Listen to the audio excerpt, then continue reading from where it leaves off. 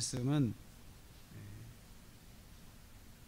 예수님이 누구신가 라는 그런 주제를 가지고 우리가 다시 한번 새로운 말씀을 묵상을 하기를 원합니다. 예수님 믿으면서 제일 중요한 것이 내가 예수님을 누구로 고백하는가가 굉장히 중요합니다. 이것은 신앙의 본질이죠. 그래서 신앙생활을 하면서도 예수님을 누구신지 바르게 알지 못하면 신앙생활은 헛것입니다. 그래서 우리가 신앙생활하면서 꼭 신앙 고백이 있어야 된다 그런 말을 합니다. 내가 아는 예수님, 내가 믿는 예수님은 어떤 분인가, 이 신앙 고백이 정확해야 그 사람이 신앙생활을 잘하는 것입니다. 많은 착한 일을 하고 좋은 일을 하고 세상에 이름을 날리고 예수님의 이름을 또 많이 전하고 이렇게 하면서도 정작 본인은 예수님을 바르게 믿지 못하면 그분은 그 하늘나라에 갈 수 없다는 거죠. 하나님 나라에. 그래서 착한 일을 많이 하고서 또 좋은 일을 많이 하고서 정작 본인이 하나님 나라에 가지 못하는 사람들이 종종 있다는 것을 우리는 알아야 합니다. 오늘 말씀은 지난주에 이어서 예수님께서 이어서 어떤 분인지 소개하는 내용입니다. 그래서 오늘 말씀은 두 번의 비난과 한 번의 대화로 구성되어 있습니다. 그래서 비난하는 내용을 통하여서 예수님이 어떤 분인지를 말씀하고 있고, 또 예수님과 그 세례요한의 제자들과의 대화를 통해서 예수님이 어떤 분인가를 말씀하고 있습니다. 먼저 여러분 16절을 한번 보십시오. 16절 17절 말씀이 있는데 16절 17절 말씀 보면은 오늘의 말씀의 그 주제가 되는 그 예수님께서 그 이런 의도로 말씀하셨다라는 것을 우리가 알 수 있는 말씀입니다. 거기 보면 생배 조각을 낡은 옷에 붙이는 자가 없고, 또 이미 기운 것이 그 옷을 당겨 헤어짐이 더하게 되니까 그렇게 하면 안 된다. 새 포도주는 낡은 가죽 부대에 넣지 않고 또 새 포도주는 새 부대에 넣어야 둘 다 보존이 된다라고 하는 그런 말씀이 거기 되어 있습니다. 예수님께서 지금 새 포도주를 새 부대에다 넣어야 된다라고 하면서 예수님이 하신 말씀이 새 포도주와 같은 그런 말씀이고, 그 새 포도주와 같은 그 말씀은 새 부대에다가 넣어야만 이것이 오랫동안 보관이 되고 잘 보관이 될 수 있다라고 예수님께서 비유적으로 말씀하시면서 새 포도주, 예수님께서 하시는 말씀이 새 포도주라는 거죠. 그러면 이런 질문을 할 수 있어요. 예수님이 도대체 누구시길래 기존에 있는 포도주와 구별되는 새 포도주를 말씀하시느냐? 왜 새 포도주에 대한 말씀이 예수님이 하실 수가 있냐? 무슨 자격으로 하실 수 있느냐 이거죠. 무슨 자격으로? 그동안 지금까지 지켜왔던 율법의 포도주에 주님께서 거기에 더해서 새 포도주로 말씀하시는 그 분은 어떤 분이냐 이거예요. 어떤 분이냐? 거기에 대한 질문이 오늘 말씀을 통해서 이제 답이 나오기 시작합니다. 우리가 이 말씀을 본격적으로 묵상하기 전에 먼저 이 말씀 자체에서 한 가지를 묵상하기를 원합니다. 우리가 신앙생활을 하는 것은 새 포도주를 우리가 손에 쥐는 것이나 마찬가지입니다. 새 포도주를 마시는 거나 마찬가지예요. 전에 내가 가지고 있던 삶의 습관을 옛날의 포도주다라고 이야기할 수 있죠. 그것들이 익숙했지만 이제 예수 믿으면서는 새 포도주를 먹는 삶을 사는데, 그러려면 새 푸대에다가 새 그릇에다가 이 포도주를 담아야 된다. 낡은 포도주에 낡은 그릇에 담으면, 낡은 부대에 담으면 이것이 발효되면서 다시 삭기 시작해서 터져버리고 만다. 그래서 두 개 다 버리게 된다라고 이야기를 합니다. 신앙생활은 새로운 그릇을 준비해야 됩니다. 내 삶의 그릇에 새로운 것이 있어야 돼요. 예수님을 믿으면서 내가 새로운 삶의 그릇을 가지고 살아야 그게 바른 신앙생활입니다. 바른 신앙생활. 그런데 신앙생활을 하면서도 불구하고 내가 옛날의 습관을 계속 가지고 있으면은 새 그릇을 부대를 준비하지 않고 새로운 그 신앙을 담으려고 하는 거나 똑같다는 거죠. 그렇게 되면 그 성경에 새 부대가 터지게 되고 가죽 부대도 터지게 되고 포도주도 쏟아져 버리게 되고 다 둘 다 못 쓰게 된다는 거예요. 그래서 우리가 믿음 생활 하면서도 옛날의 습관을 놓지 않고 살면 그 습관이 결국은 내 새로운 신앙을 다 망치게 만들게 되고 또 그 신앙도 오래 가지 못한다는 거예요. 신앙도. 그래서 신앙생활을 하면은 옛날의 습관들, 그리고 또 은혜 받았다 하면은, 우리가 성령 충만한 은혜를 받았다 그러면 옛날의 습관들을 내려놔야 됩니다. 그리고 새로운 습관을 가지고 신앙생활을 유지를 해야 됩니다. 유지를 해야 됩니다. 그래서 그렇게 하지 않으면 결국은 신앙생활 자체가 무너지게 된다는 거죠. 그것 때문에 무너지게 되는 거죠. 그래서 나쁜 습관들을 버려야 됩니다. 거짓말하는 습관들, 그리고 세상의 그런 세상의 가치관을 따라가는 습관들, 이러한 것들을 다 버려야 돼요. 다 버리고 새로운 습관들을 가지고 신앙생활을 이어가야, 그래야 신앙생활이 성장을 하고 믿음이 자라고 주님을 만나고 하는 일들을 할 수가 있습니다. 그렇게 하지 않으면 부대가 터지고 포도주도 쏟아지고 부대도 버리게 된다. 그렇게 예수님 말씀하셨습니다. 그래서 새 포도주를 새 부대에 넣어야 둘 다 보존이 된다. 둘 다 보존하기 위해서. 그래서 이 신앙생활은 내가 새롭게 형성한 습관도 보호를 해줘요. 새롭게 형성한 습관을 믿음으로 자꾸 다져가야 된다는 거예요. 다져가야 된다. 잠이 많던 사람이 또 은혜를 받으면 잠이 없어집니다. 잠을 또 줄여가면서 믿음 생활을 하려고 하죠. 또 여러 가지 다른 관심을 가진 사람들, 어떤 주님의 다른 관심, 뭐 물질에 관심을 가지고, 게임에 관심을 가지고, 여러 가지 오락에 관심을 가지고, 세상에 노는 것에 관심을 가지고, 놀러 가는 것, 즐기는 것, 먹는 것, 그리고 여러 가지 것에 관심을 가지고 있는 사람들이 은혜를 받으면 그 관심을 내려놓고 그 새로운 관심으로 주님을 따라가야 된다는 것이에요. 그래야 신앙생활도 지켜지고 내 새로운 삶의 모습도 지켜져야 질 수 있다는 것입니다. 그것을 주님께서 말씀하셨습니다.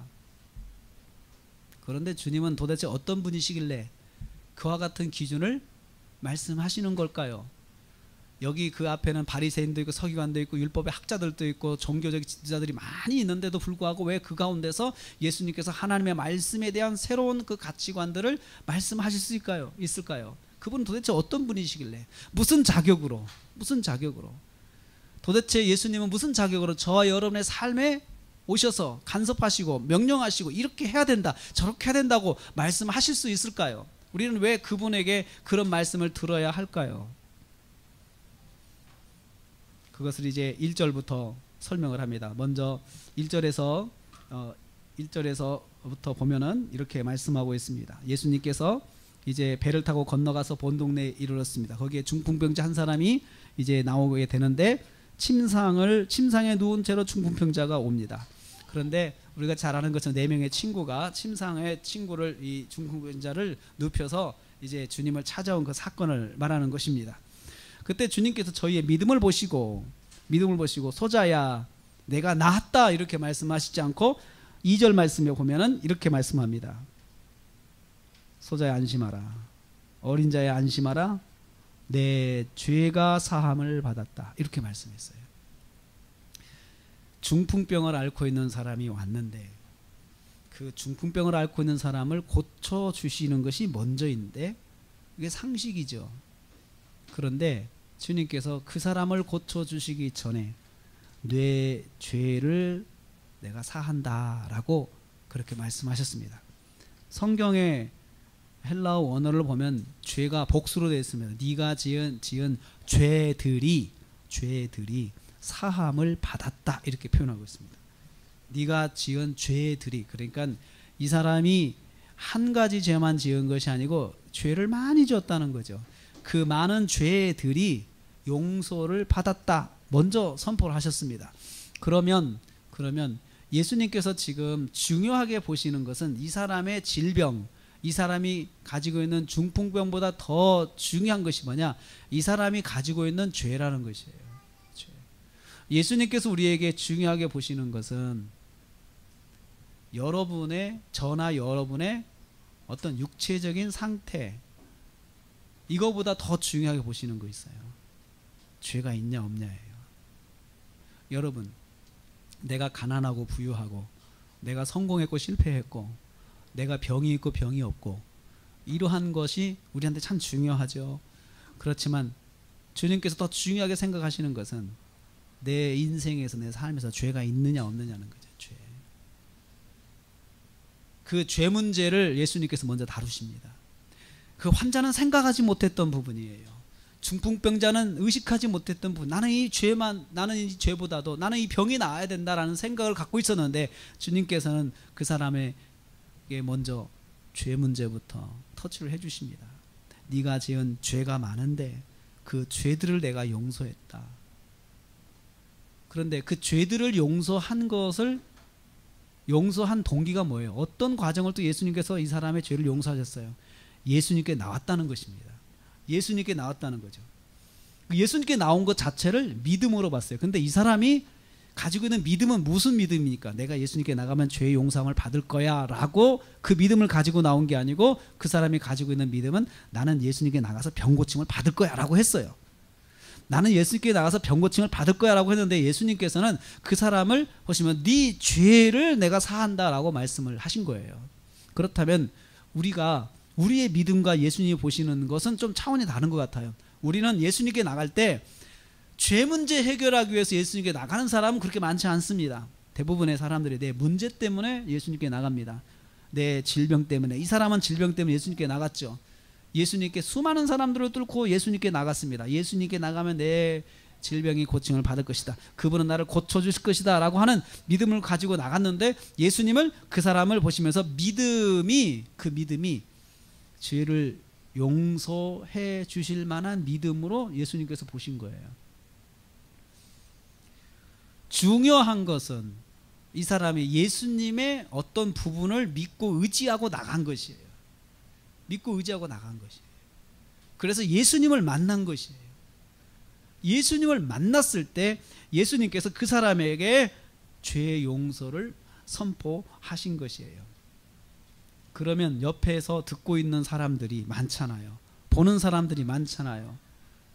그 말씀을 들은 사람들이 여러 가지 반응을 하게 됩니다. 그 중에 서기관이라는 사람들이 있었어요. 어떤 서기관이, 3절에 서기관이 있었는데, 이 서기관이 속으로 이렇게 말했습니다. 이 사람이 신성을 모독하고 있다, 이렇게 말했어요. 속으로 드러내고 말은 못해요. 왜냐하면 분위기상 그렇게 못하는 거예요. 신성을 모독한다. 여러분, 신성을 모독한다는 게 무슨 뜻일까요? 하나님을 욕되게 한다는 것이에요. 하나님을 욕되게 한다. 왜 하나님을 욕되게 하는 것이에요? 자기가 하나님 역할을 하니까. 분명히 자기가 볼 때는, 이 사람들이 볼 때는 예수님은 사람인데, 인간인데, 목수의 아들인데, 요셉의 아들인데 자기가 죄를 용서해 주겠다고 말을 하니까 이 사람들의 관점에서 볼 때는 이건 신성 모독이죠. 하나님 욕되게 하는 거죠. 하나님을 사칭하는 사기죠. 영적인 사기. 그러니까 이 사람들이 그런 마음으로 속으로 그렇게 부글부글 끓었어요. 속으로 끓었어요. 서기관은 제가 지난주에 말씀드린 것처럼 율법을 필사하는 사람입니다. 율법을, 성경책을 계속해서 기록해가지고 필사해서 그 성경을 또 한 권을 만들고 또 한 권을 만들고 보관하는 거예요. 성전에 있는 성경이 이 파피루스나 가죽으로 되어 있기 때문에, 이게 우리도 성경이 기간이 지나면은 낡잖아요. 낡아가지고 못 쓰게 되잖아요. 그러니까 새로운 성경을 예배당 안에 자꾸 비치를 하는 역할을 하는 사람이 이 사람들인데, 이 사람이 성경을 그대로 인쇄술이 발달하지 않았으니까 기록을 해요. 자꾸 필사를 해요. 필사를 해가지고 하는 역할을 하는데, 성경은 필사하다 보면은 내용을 정확하게 알 수가 있잖아요. 근데 그 사람들은 그래서 율법을 잘 알고 있어요. 죄 용서는 하나님만 할 수 있는데 자기가 하나님인가 라고 의심을 품은 거죠. 도전을 한 것입니다. 그때 예수님께서 4절 말씀에 보면, 한 4절 한번 보시겠습니까? 4절 말씀, 예수께서 그들의 생각을 아셨다라고 했어요. 생각을 아셨다. 그리고는 뭐라고 말씀하셨습니까? 읽어보시겠습니다. 4절 말씀 읽어보겠습니다. 시작.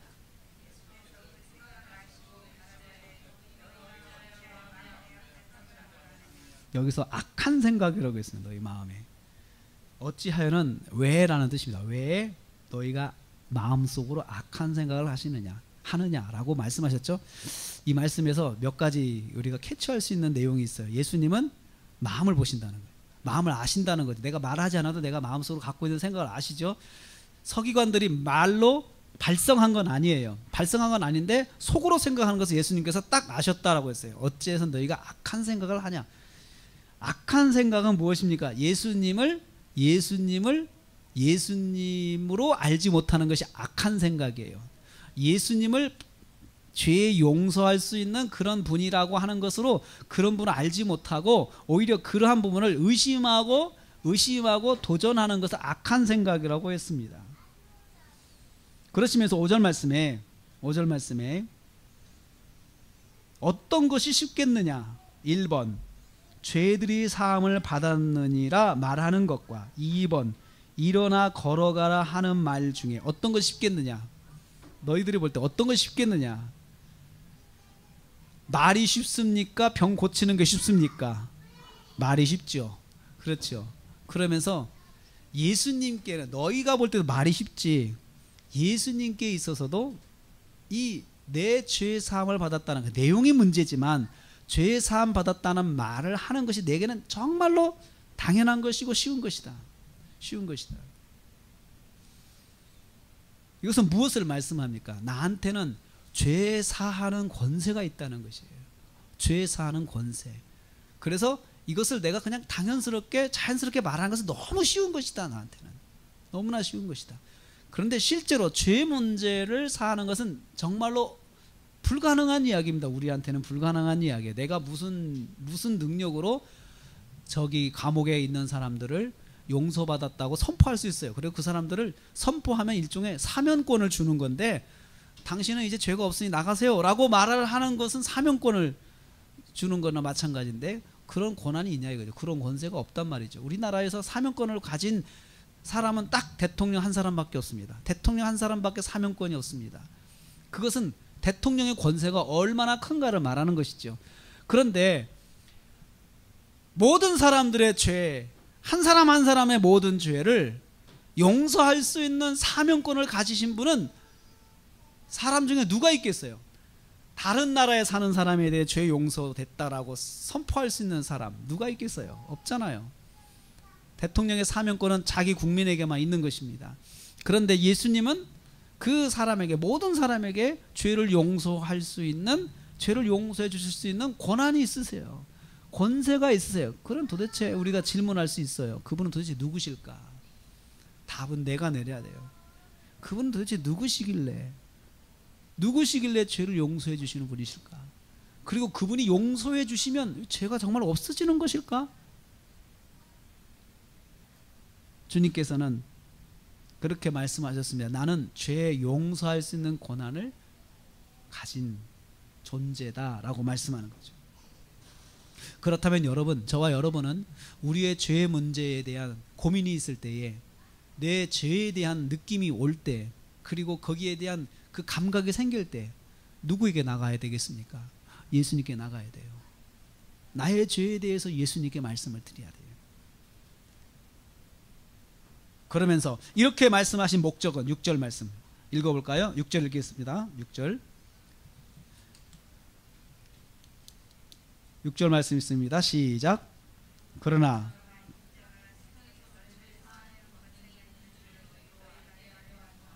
인자가 세상에서 죄를 사하는 권세가 있는 줄을 너희가 알게 하려고 내가 지금 이렇게 하고 있다.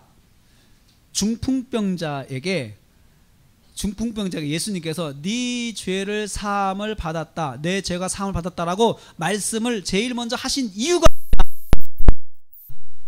예수님이 어떤 분인가를 말씀하려고 했는데, 예수님은 죄 사함의 권세가 있는 분인 것을 알게 하시기 위해서.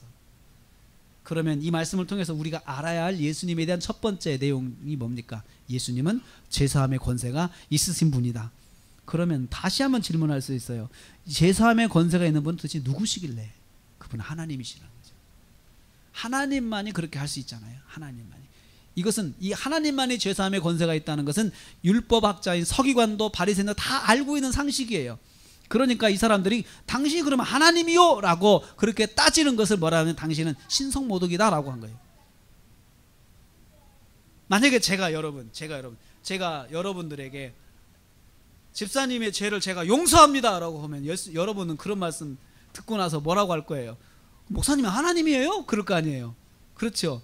그러니까 지금 이 말씀을 듣는 사람들이 전부 바리새인과 율법의 전문가들은 다 한결같이 당신이 하나님이야 물어본 거예요 지금. 그러니까 예수님께서 맞다. 나는 죄사함의 권세가 있는 것을 너희가 알아야 된다라고 말씀하고 있습니다. 그렇다면 두 가지 반응이 나타나야 돼요. 우리는 예수님께 나갈 때 우리의 죄를 고백하며 나가야 돼요. 그게 가장 예수님과의 관계에서 가장 자연스럽고 가장 잘하는 모습이에요. 예수님과의 관계에서 주님, 제가 주님 앞에 나가는데요, 제가 주님 앞에 범죄한 것들이 많습니다 라고 고백하고 나가는 것은 너무나도 당연한 것입니다. 너무나도 당연한 것이에요. 그런 반응을 하고 나가야 돼요. 그리고 우리는 예수님 앞에 나갈 때 먼저 우리의 죄가 무엇인지를 생각하고 나가야 돼요. 여기 중풍병자는 자기의 병을 가지고 나갔지만 예수님께서 그 병을 가지고 나온 그 사람 자체를 믿음으로 보시고 예수님께서 먼저 죄를 사했다고 선포를 하신 거예요. 그렇지만 우리는 예수님께 나갈 때 제일 먼저 나의 죄를 생각하고 고백하고 나가야 된다는 거죠. 그래 예수님과 잘 만나는 사람이 됩니다. 예수님과의 관계가 좋은 관계를 유지하는 것은 우리의 죄를 자백하는 것입니다. 그래서 7절에 그 사람이 일어나 집으로 돌아갔습니다. 그 전에 중풍병자에게 말씀하시기를 이제야 말씀하십니다. 일어나 내 침상을 가지고 내 집으로 돌아가라. 그렇게 말씀하셨습니다. 이제 치유의 역사가 일어난 거죠. 순서를 가만히 봅시다. 죄 용서, 그 다음에 치유, 이렇게 됐죠. 그는 신앙생활에서 우선순위가 있어요. 우선순위는 제일 먼저 우리의 문제를 해결하는 것이 우선순위가 아니고, 우리가 주님 앞에 나올 때는 우리가 문제를 가지고 나오지만 실제 문제가 해결되는 순서는 먼저 죄 문제가 해결이 되야 되는 거죠. 그래서 우리가 내 문제를 가지고 기도할 때 제일 먼저 문제를 가지고 기도하면서 먼저 죄를 회개하는 이유가 여기에 있어요. 주님께서 순서를 가르쳐 주셨잖아요. 죄 문제를 해결해 주시고 그리고 나서 일어나 침상을 가지고 내 집으로 돌아가라 라고 말씀하셨어요. 이 말씀 속에서 또 한 가지 묵상할 수 있는 것이 있어요. 예수님께서 너 나음 받았어, 너 고침 받았어 이렇게 선포하지 않고 그것을 건너뛰면서 일어나서 침상을 가지고 집으로 돌아가라고 해서 집으로 돌아가라. 이것은 무엇을 말할까요? 성도와 가정과의 관계에 있어서 가정의 소중함도 여기서 말하고 있어요. 병 고침을 받은 것은 놀라운 사건이죠. 중풍병자가 나은 건 놀라운 사건이죠. 그렇지만 예수님께서 이 사람이 예수님을 따라다니면서 예수님을 선전하는 그런 선전하는 역할을 하는 사람으로 서기를 원하지 않으셨어요. 원하지 않으시고 집으로 가라고 그랬어요. 만약에 이 사람이 예수님을 따라다니면서 내가 누군지 아십니까? 내가 누군지 아십니까? 라고 했을 때 얼마나 예수님의 홍보가 잘 되겠어요. 그런데 예수님께서는 이 사람에게 그걸 요구하지 않으셨어요. 그렇게 하지 말고 너 집으로 돌아가라라고 했어요. 집에 가서 그동안 네가 병 때문에 최선을 다하지 못한 이 집에서 네가 최선을 다해라. 그런 뜻이 아니겠습니까? 그렇지만 우리는 잘못하면은 내가 경험한 놀라운 하나님을 내가 선포하고 다니는 것, 우리 집을 다 내팽개치고 내가 이것을 전하고 다니는 것이 주님이 기뻐하실 거다라고 생각하고 그렇게만 가는 사람들이 있습니다. 그렇지만 다 그런 건 아니에요. 특별한 부르심이 있는 사람들만 그런 특별한 경험을 통해서 그 체험한 하나님을 선포하고 다닐 수 있는 특별한 그 미션을 주시는 것이지, 대부분의 사람들에게는 가정으로 돌아가서 가정에 최선을 다하라고 말씀하시는 거예요. 그 신앙생활의 상식이에요. 신앙생활 상식이에요. 그래서 이 사람이 집으로 돌아갔습니다. 집으로 돌아갔습니다. 또 우리는 성경을 보면 어떤 사람은 예수님께 치료를 받고 내가 예수님 따라가겠습니다 라고 할 때 예수님께 거절하신 사람이 있어요. 너로 집으로 돌아가라. 돌아가라. 우리는 그런 부분을 보면서 모든 사람들, 하나님을 경험한 모든 사람들, 놀라운 역사를 체험한 사람들이 다 하나님을 전하기 위해서 자기의 모든 것들을 버리고 하나님을 쫓아가는, 주님을 쫓아가는 일을 해야 하는 것은 아니라는 것을 알 수가 있습니다. 8절에 무리가 보고 두려워하며 하나님께 영광을 돌리니라. 이런 권세를 주신 하나님께 영광을 돌리니라. 하나님께 영광입니다. 죄의 권세를 선포하는 것 자체가 하나님께 영광입니다.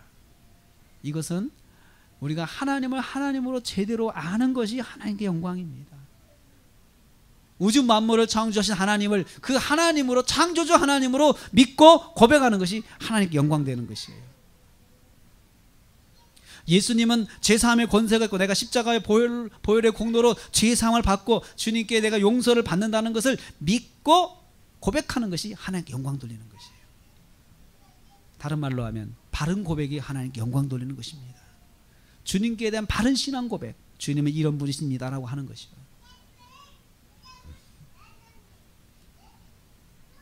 두 번째로 9절에서 13절까지의 말씀에서 또 비난하는 사람이 또 나옵니다. 두 번째 비난은 이렇습니다. 마태라는 사람이 세관에 앉아 있었습니다. 이 사람은 세리입니다. 지금으로 말하면 세무서 관리죠. 세무서 서장 정도 되는 거, 세무소장 같은 사람이에요. 거기서 떠나 지나가시다가 마태를 보셨습니다. 세관에 앉은 것을 봤어요. 그리고는 그 사람에게 말씀하시기를 너는 나를 쫓으라 라고 말씀하셨어요. 마태를 부르셨죠. 자, 마태에게는 생업을 그만두고 나를 쫓으라고 이야기하신 거예요. 그래서 그 결과 그 사람이 예수님을 쫓았습니다. 일어나 쫓았습니다. 이 일련의 그 말씀의 흐름 속에서 예수님의 부르심의 권세가 여기 있어요. 주님께서 오라 그러면 주님이 정말로 부른 사람은 그 말씀에 순종하게 돼 있어요. 그 권세에 복종하게 돼 있어요. 부르심이라는 거 그렇습니다. 부르심이라고 하는 것이 누가 시켜서 할 수 있는 것이 아닙니다. 주님의 길을 가라고 말씀을 누가 했을 때 다 쫓아가는 건 아니에요. 그런데 그런 말을 누가 한 것도 아닌데 자기가 스스로 부름을 받고 하나님께 나가는 사람들이 많이 있습니다. 많이 있습니다. 그런데 그 사람들을 보면은 자기의 그런 그 생업을 다 놓고 주님을 따르는 사람들이 있어요. 근데 그 생업이 허접한 생업이 아니고 정말 사회적인 위치가 있는 생업, 그리고 정말 돈도 잘 벌고 사회적으로 성공한 위치에서 주님을 따르겠다고 그 버리고 주님의 제자가 되는 사람들이 많이 있습니다. 주님의 부르심의 권세 때문에 그렇습니다. 누가 해도 말리지 않습니다. 마태의 단호함은 주님의 부르심의 권세 때문에 그랬어요. 마태는 당시 유대 사회에서 성공한 공무원입니다. 성공한 공무원, 세무공무원. 그렇지만 욕을 많이 먹는 세무공무원이었어요. 당시 세리는 유대인들에게 있어서는 두 가지 욕을 먹었습니다. 도둑놈이라는 욕 먹었고 매국노라는 욕을 먹었습니다. 도둑놈은 세금을 너무 많이 걷어가지고 도둑놈이라고 했고, 매국노는 로마의 앞잡이 역할을 했어요. 로마 정부에. 그래서 로마 공무원이었어요, 실제로. 그러니 유대인들이, 아주 철저한 유대인들은 세리들을 아주 싫어했습니다. 그래서 세리를 한마디로 말하면 죄인에 있어서 대명사예요. 죄하면 딱 생각나는 거예요. 그게 세무원이었습니다. 그런데 그 사람이, 예수님이 그 사람을 부르셨어요. 우리가 생각할 때 이해가 안 되죠. 전도를 해도 왜 그런 사람을 전도하시냐 이거예요. 하나님께서, 주님께서. 이해가 안 되죠. 근데 어떻든 간에 전도를 하셔가지고 10절 말씀 보니까 마태 집에 신방하셨어요. 신방하셔서 식사를 같이 하십니다. 여러분, 식사한다고 하는 것은 고대 근동에서부터 그 식사는 교제권을 여는 거예요. 나하고 그 사람하고 교제한다, 친하다라는 것을 말할 때 식사를 합니다. 천국에도 그래, 잔치가 열리는 거예요. 잔치. 하나님과 우리가 교제한다는 거예요. 그런데 세리만 와서 먹은 게 아니에요. 마태만 먹은 게 아니에요. 마태가 또 기가 막힌 교제권이 있어가지고 발이 넓어요. 친구들 다 불렀어요. 그러니까 유대 사회의 세리 공무원을 다 불렀어요. 그러니 거기에 죄인들이 다 모인 거죠. 유대인들이 볼 때 다 모였어요. 그리고는 또 그 세리만 모인 게 아니에요. 죄인들도 모인 거예요. 또 그러니까 사람들이 볼 때 객관적으로 저놈은 나쁜 놈, 저놈은 나쁜 놈, 저놈은 죄인, 막 이렇게 하는 사람들이 그냥 단체로 모여가지고 밥을 먹는 거예요. 예수님이 가운데 있으시면서. 그러니까 바리새인들이 보고는 그 꼴을 못 보죠. 소위 랍비라고 하는 사람이 저런 매국노하고 죄인하고 밥을 먹고 앉아 있으니 이 바리새인이 도저히 감당이 안 되는 거예요. 바리새인의 의식에서는. 그래서 제자들에게 따집니다. 11절 한번 보시겠습니까? 뭐라고 따지는가 보시겠습니까? 마태복음 9장 11절 같이 읽겠습니다. 이렇게 물어봤어요. 왜 너희 선생은 랍비라고 하는 강조, 너희 랍비는, 우리 랍비는 고결한 사람들, 깨끗한 사람들, 그리고 사회적 위치가 있는 사람들, 그리고 또 좀 정순한 사람들, 이런 사람들 만나가지고 밥을 먹고 교제하는 것이 랍비인데, 또 같은 랍비끼리 만나가지고 식사해, 우리 같은 사람들을 하고 밥을 먹어야 되는데 왜 너희 랍비는 세리와 죄인들과 함께 식사를 하냐? 나 이해가 안 된다. 이해가 안 된다. 그렇게 제자들한테 따졌어요. 제자들이 얼마나 난처하겠어요. 선생님이 하시는 일인데 제자들이 그 항의를 받으니까 얼마나 난처하겠어요. 그러니까 12절에 예수님께서 또 들으셨어요. 제자들에게 하는 말을 예수님께 들으셨어요. 그리고는 이렇게 말씀하셨어요. 건강한 자에게는 의원이 쓸데없고 병든 자에게 의원이 쓸데있다. 나는 의원이에요. 영적인 의사예요. 의사인데 내가 영적인 의사로서 내가 당연히 찾아야 될 것은 환자 아니겠냐. 병자를 찾아가는 건 당연하지 않냐. 그러면서 예수님이 계셔야 할 곳, 그리고 복음 전도자가 있어야 할 곳이 어딘가를 주님께서 우리한테 가르쳐 주셨어요. 우리는 병든 자에게 있어야 됩니다. 병든 자와 함께 있어야 되고, 병든 자를 만나는 것을 주저하면 안 됩니다. 영적인 병이든 죄인들을 만나는 것을 우리가 주저하면 안 됩니다. 또 육체적인 질병이 있는 사람들을 만나는 것을 우리는 주저하면 안 됩니다. 그러시면서 13절에 나는 의인을 부르러 온 것이 아니고 죄인을 부르러 왔다. 나는 죄인을 부르러 왔다. 오늘 찬송에 죄 있는 자들아 다 주께로 오라는 찬송을 했습니다. 우리가 주님 앞에 나올 때 우리 자신이 너무 떳떳하면 주님 앞에 온전히 나올 수가 없습니다. 우리가 주님 앞에 나올 때 내가 어떤 필요를 가지고 나왔다 하더라도 제일 먼저 생각해야 할 것은 나와 주님과의 영적인 관계에서 내가 죄가 있나 없나를 생각해 보는 거죠. 내가 정말 주님의 말씀대로 살았나 살지 않았나, 그렇게 해야 됩니다. 왜냐하면 주님은 너무나도 깨끗하신 분이시잖아요. 주님은 정결하신 분이시잖아요. 죄가 없으신 분이죠. 그리고 죄 용서를 해주시는 분이잖아요. 첫째, 우리가 주님을 만날 때 우리 자신이 깨끗한가로 생각해야 돼요. 그래서 회개를 해야 됩니다. 그리고 주님 앞에 우리를 용서해달라고 이야기를 해야 돼요. 그분이 바로 예수님이세요. 우리는 주님을 만날 때 그런 마음을 가지고 만나요. 정말 죄송한 마음으로 만나야 돼요. 나는 정말 주님 앞에 한 것이 없다. 주님은 날 위해서 십자가에 못 박혀 죽으셨는데 나는 주님을 한 것이 없다. 그런 마음이 내 마음속에 간절해야 내가 주님을 온전히 만날 수가 있습니다. 나는 긍휼을 원하지 제사를 원치 않는다. 우리는 그런 생각을 합니다. 내가 예배를 드리는 것이 주님한테 할 수 있는 최선이다라고 생각을 하죠. 그렇습니다. 그런데 더 중요한 게 있어요. 내가 주님 앞에 은혜를 받을 만한 사람이다라고 고백할 수 있어야 돼요. 나는 주님 앞에 긍휼을 입어야 된다. 나는 주님의 자비를 입어야 된다. 나는 긍휼을 원한다. 너희들에게 사랑으로 자비함으로 베풀어 주는 걸 원한다. 용서해 주는 걸 원하는 거지 너희들이 하는 제사를 원하는 건 아니다. 그래서 너희들이 올 때, 나한테 올 때 주여 저를 불쌍히 여겨 주옵소서, 저는 죄인입니다 라고 말을 할 수 있어야 된다는 것이에요. 된다는 것이에요.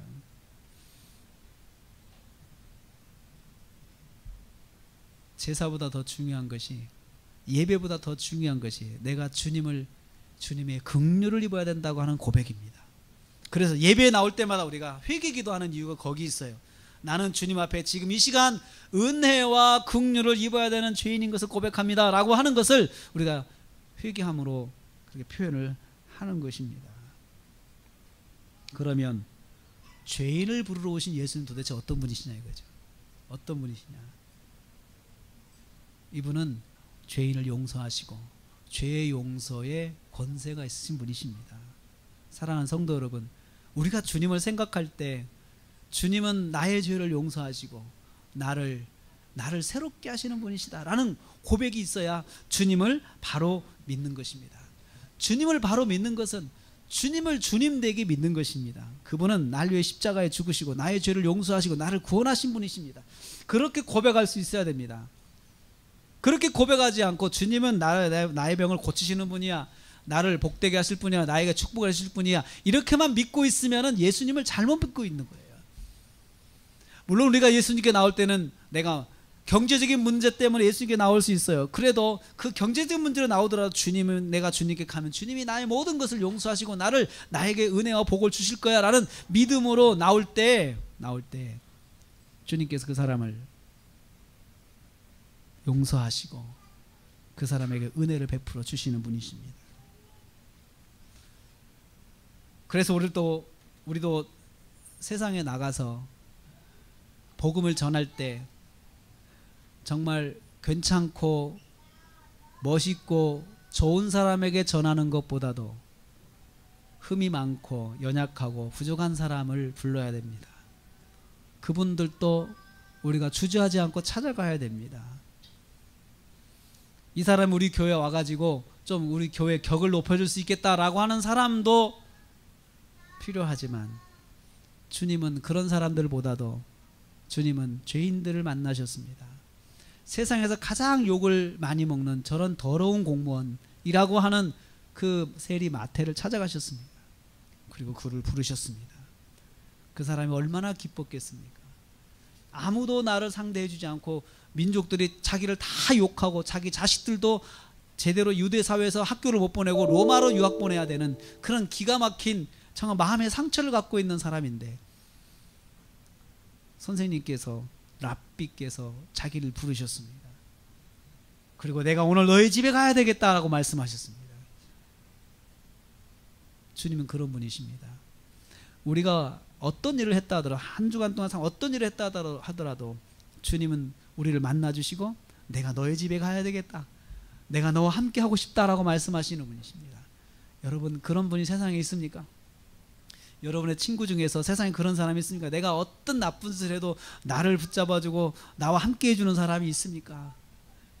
네, 우리 주님은 그러시는 분이십니다. 세상 사람들이 다 나를 욕을 해도 주님은 나를 품으시는 분이십니다. 그렇기 때문에 우리가 세상 속에서 다 욕을 하고 다 멀리해도 우리는 영혼을 보면서 가까이 해야 될 사람이 있습니다. 영혼을 보면서 붙잡아야 될 사람이 있다는 거죠. 그게 주님의 사랑이죠. 주님의 모습이죠. 우리는 예수님을 따라가는 사람들입니다. 예수님의 제자라고 하죠.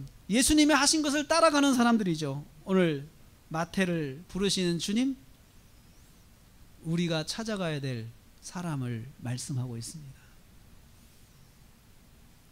가까이 있는데 너무 사람이 버릇이 안 좋아. 가까이 사는데 사람이 너무 평판이 안 좋아. 직장에서 만나는데 너무 평판이 안 좋아. 우린 그런 사람을 어떻게 해야 될까요? 예수님을 전해야 됩니다. 그 사람이 예수님을 만나게 해야 됩니다. 그 사람이 예수님을 만나서 새 삶을 살게 해야 됩니다. 우리가 그 사람을 새롭게 만들어주는 것이 목표가 아니고 그 사람과 예수님을 만나게 해주는 것이 우리가 해야 할 일입니다. 그러면 그 사람이 우리 마태가 한 것처럼, 내가 예수님을 만나서 새롭게 된 것처럼, 그 마태가 새롭게 된 것처럼 우리는 그 사람이 예수님을 만나 새롭게 되도록 다리 역할을 해주는 브릿지 역할을 하는 것입니다. 그게 바로 복음을 전하는 것입니다. 왜요? 예수님은 하나님이시기 때문에요. 예수님은 하나님이시고, 예수님은 제사함의 권세가 있으시고, 예수님은 병을 고치고 마귀를 쫓아내시고 질병을 고치시는 그 권세가 있으신, 모든 권세 위에 높으신 분이 바로 예수님이시기 때문에 그렇습니다. 그분을 여러분의 가까운 사람들, 주변에 있는 사람들과 만나게 해주십시오. 만나게 해주십시오. 내가 그분을 높여주는 것이 아니고 그분을 만나게 해서 예수님이 그 사람을 높여주게 만들어 주시자는 거죠. 그게 바로 전도입니다. 복음을 전하는 저희들의 바로 그러한 다리 역할을 하는, 중보자 역할을 한다는 것을 꼭 기억을 하시기를 바라겠습니다. 사랑하는 성도 여러분, 오늘 우리는 예수님에 대해서 말씀을 들었습니다. 예수님에 대한 지식은 새로운 지식입니다. 새 포도주와 같은 지식입니다. 우리의 인생에 있어서 예수님을 만나기 시작하면 우리는 새로운 포도주와 같은 지식을 소유하게 되고, 그 새로운 포도주 같은 지식은 새로운 삶의 습관으로 담아야 됩니다. 거룩한 습관으로 담아야 됩니다. 세상적인 습관을 가지고 그것을 계속 담고 가면은 둘 다 무너지게 됩니다. 신앙이 계속 무너지게 되죠. 왜 그러느냐? 옛날의 습관을 가지고 내 신앙을 담으려고 하니까 결국 시간이 가면서 신앙도 버겁고 내 삶도 버거워지는 것입니다. 그래서 새 포도주는 새 부대에 담아야 된다는 말씀이 처음에 시작이 되고 있습니다. 사랑하는 성도 여러분, 주님은 누구십니까? 여러분에게서 주님은 누구십니까? 여러분에게 있어서 주님은 기적 같은 일들만 나에게 행해 주시는 그런 분이십니까? 아니면 그분은 나를 구원하시고 내 죄를 용서하시고 지금도 죄사함의 권세가 있으셔서 누구도 용서하시고 붙잡아 주시는 구원하시는 분이십니까? 바른 신앙을 고백하는 것이 우리의 믿음 생활하는 데 있어서 바른 신앙의 길로 가는 길입니다.